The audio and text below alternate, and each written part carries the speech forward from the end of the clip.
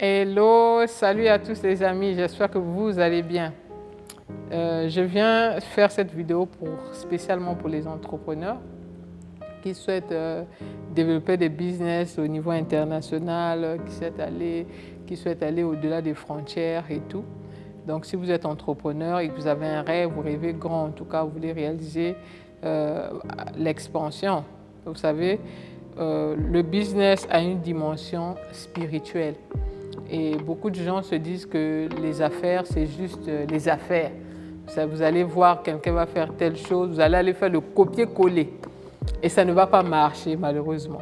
Et la plupart des copier-coller ne fonctionnent pas. Pourquoi? Parce que vous n'avez pas copié la dimension spirituelle de l'idée. Vous avez juste copié la dimension opérationnelle, sinon financière, de l'idée. Beaucoup de gens créent des projets et au Congo on entend d'ailleurs que quand tu lances un projet, quelque temps après, il y a beaucoup de gens aussi qui lancent la même chose, vous savez.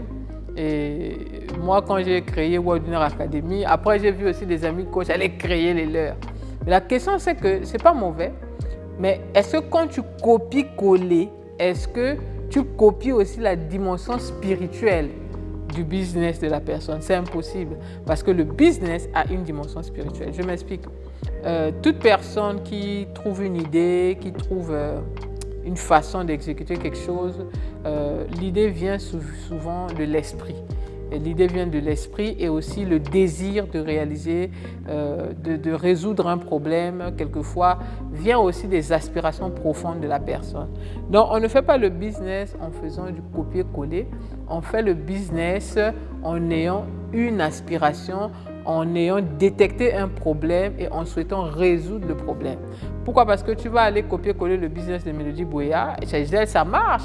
Tu vas dire, mais comment chez elle ça marche, elle voyage, comment elle fait?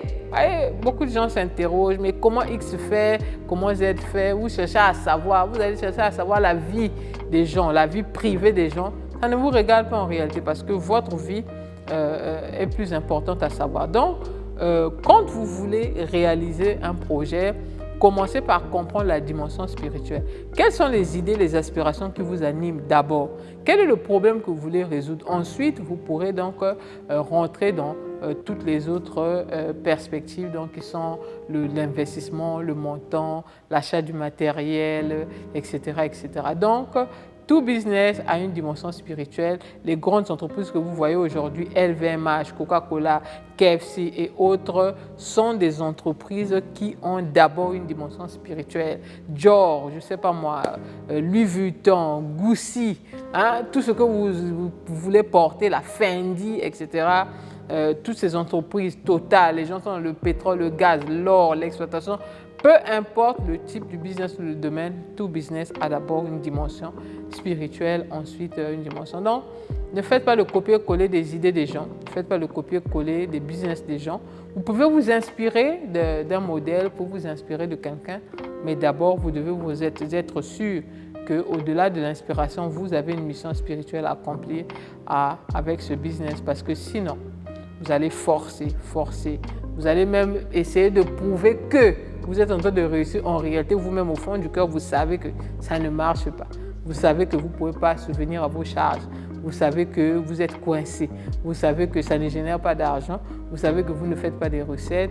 Mais vous êtes en train de survivre et vous êtes en train de forcer. Pourquoi? Parce que vous voulez montrer au monde extérieur que vous êtes en train de réussir votre business alors que c'était du copier-coller et qui malheureusement est allé à l'échec.